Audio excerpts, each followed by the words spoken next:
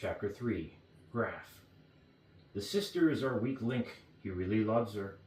I know she can do it all from the start. He won't want to leave her. So what are you going to do? Persuaded that he wants to come with us more than he wants to stay with her. How will you do that? I'll lie to him. And if that doesn't work, then I'll tell the truth. We're allowed to do that in emergencies. We can't plan for everything, you know.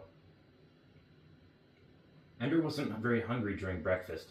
He kept wondering what it would be like at school, facing Stilson after yesterday's fight, what Stilson's friends would do. Probably nothing, but he couldn't be sure. He didn't want to go. You're not eating, Andrew, his mother said. Peter came into the room. Morning, Ender. Thanks for leaving your slimy washcloth in the middle of the shower. Just for you, Ender murmured. Andrew, you have to eat. Ender held out his wrists, a gesture that said, so feed it to me through a needle. Very funny, Mother said. I'll try to be concerned, but it makes no difference to my genius children. It was all your genes that made us, Mom, said Peter. We sure didn't get any from Dad. I heard that, Father said, not looking up from the news that was being displayed on the table while he ate. It would have been wasted if you hadn't.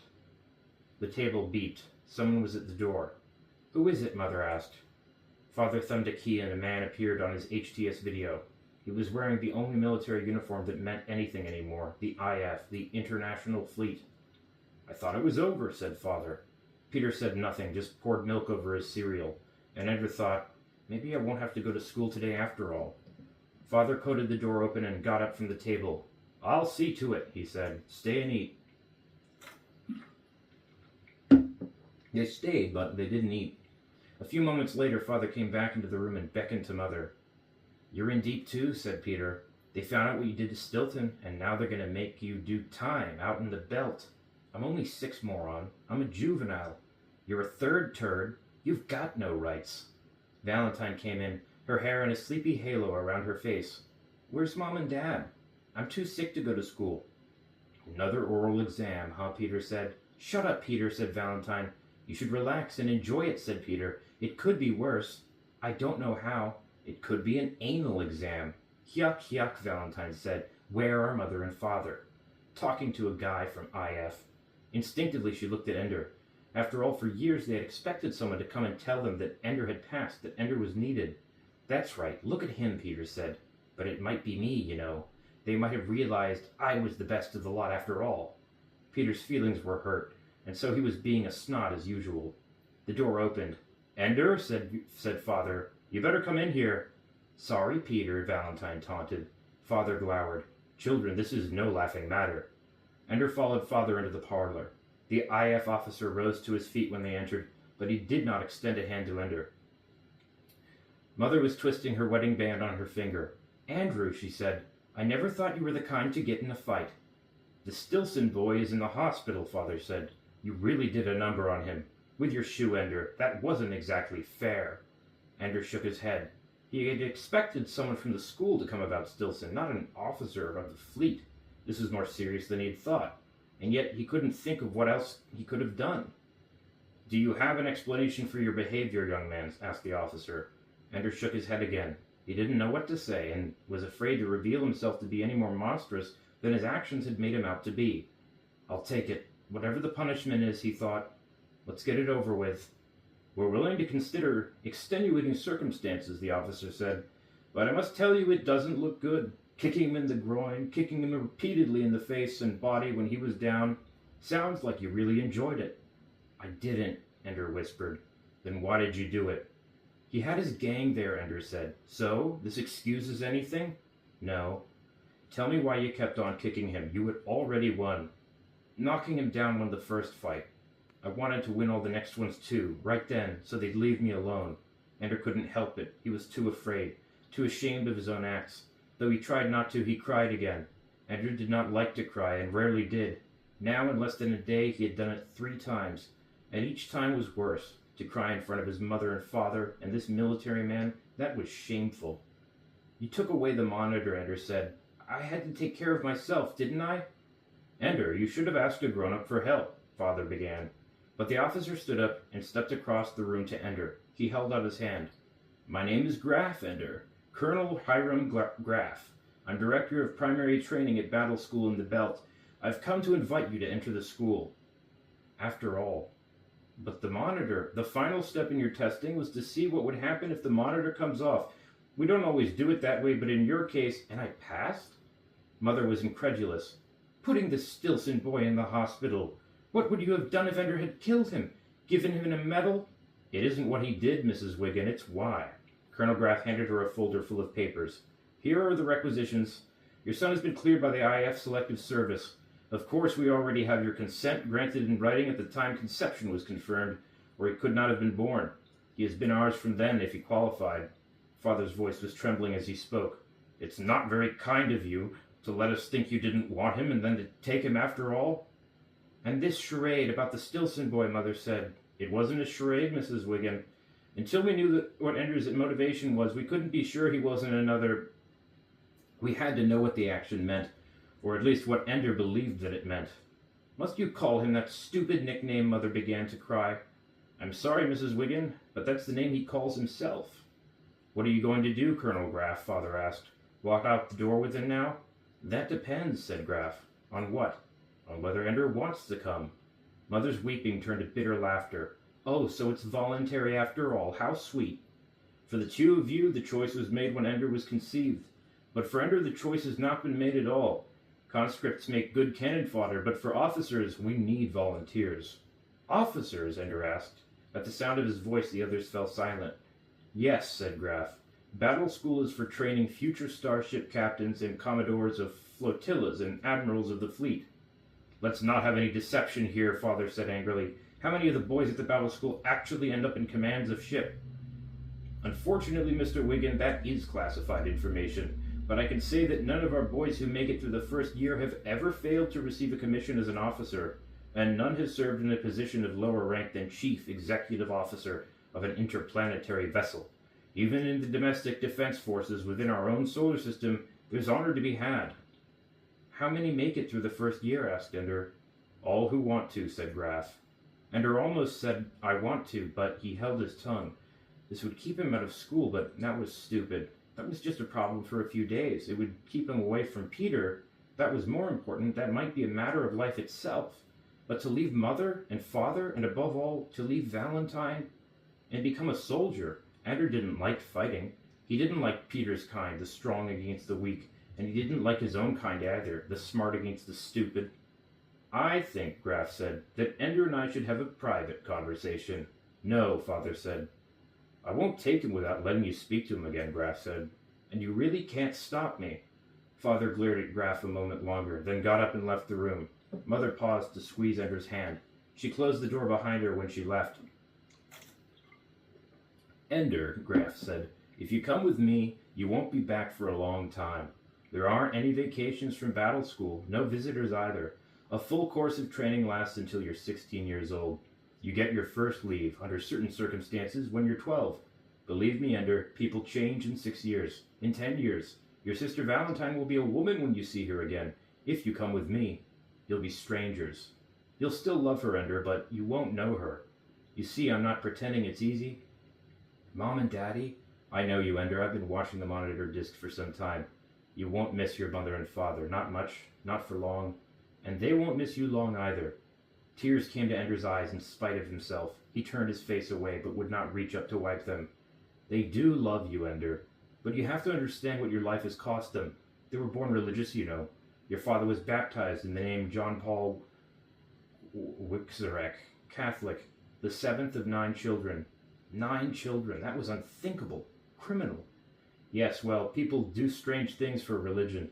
You know the sanctions, Ender. They were not as harsh then, but still not easy.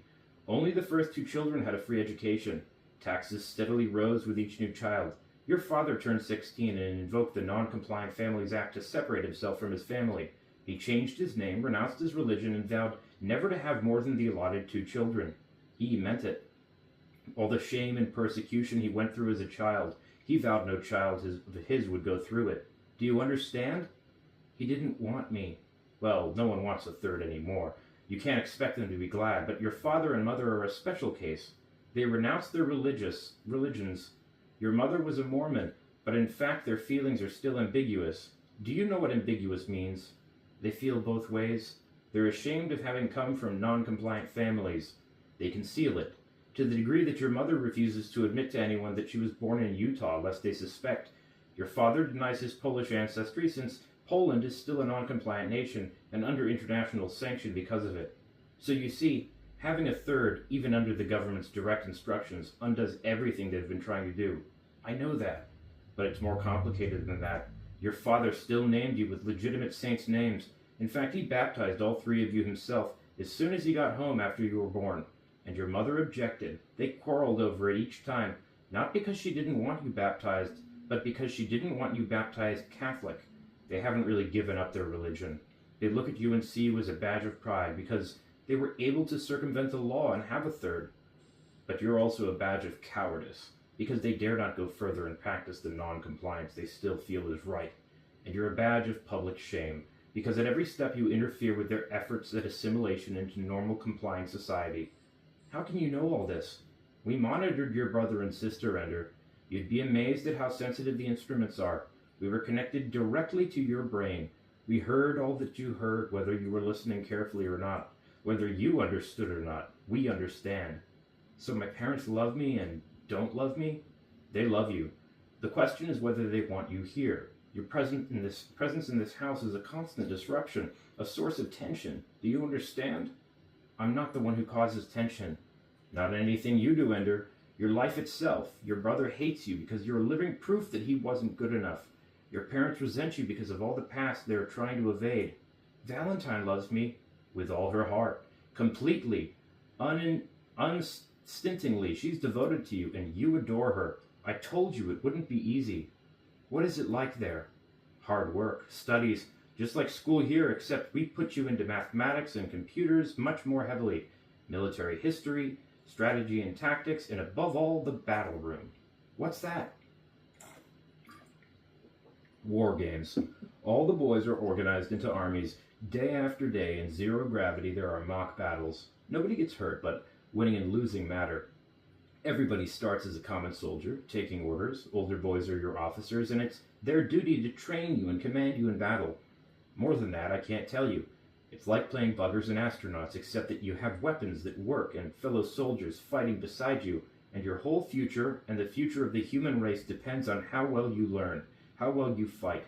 It's a hard life, and you won't have a normal childhood. Of course, with your mind, and as a third to boot, you wouldn't have had a particularly normal childhood anyway. All boys? A few girls. They don't often pass the tests to get in. Too many centuries of evolution are working against them. None of them will be like Valentine anyway. But there'll be brothers there, Ender. Like Peter. Peter wasn't accepted, Ender, for the very reasons that you hate him. I don't hate him. I'm just afraid of him. Well, Peter isn't all bad, you know. He was the best we'd seen in a long time. We asked your parents to choose a daughter next. They would have anyway, hoping that Valentine would be Peter, but milder. She was too mild, and so we requisitioned you. To be half Peter and half Valentine, if things worked out right. Am I? As far as we can tell. Our tests are very good, Ender, but they don't tell us everything. In fact, when it comes down to it, they hardly tell us anything. But they're better than nothing. Graf leaned over and took Ender's hands in his. Ender Wiggin, if it were just a matter of choosing the best and happiest future for you, I'd tell you to stay home. Stay here, grow up, be happy. There are worse things than being a third, worse things than a big brother who can't make up his mind whether to be a human being or a jackal. Battle school is one of those worst things, but we need you. The buggers may seem like a game to you now, Ender, but they damn near wiped us out last time. But it wasn't enough. They had us cold, outnumbered, and outweaponed. The only thing that saved us was that we had the most brilliant military commander we've ever found. Call it fate, call it God, call it damn fool luck. We had Mazer Rackham. But we don't have him now, Ender. We've scraped together everything mankind could produce. A fleet that makes the one they sent against us last time look like a bunch of kids playing in a swimming pool. We have some new weapons, too, but it might not be enough even so. Because in the 80 years since the last war, they've had as much time to prepare as we have. We need the best we can get, and we need them fast. Maybe you're not going to work out for us, and maybe you are. Maybe you'll break down under the pressure. Maybe it'll ruin your life. Maybe you'll hate me for coming here to your house today. But if there's a chance that because you're with the fleet, mankind might survive and the buggers might leave us alone forever, then I'm going to ask you to do it, to come with me. Ender had trouble focusing on Colonel Graff. The man looked far away and very small, as if Ender could pick him up with tweezers and drop him in a pocket. To leave everything here, and go to a place that was very hard, with no Valentine, no mom and dad. And then he thought of the films of the buggers that everyone had to see at least once a year. The scathing of China, the Battle of the Belt, death and suffering and terror.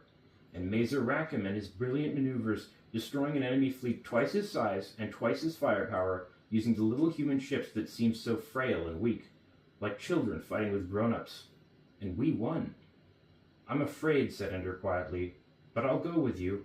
Tell me again, said Graff. It's what I was born for, isn't it? If I don't go, why am I alive? Not good enough, said Graff.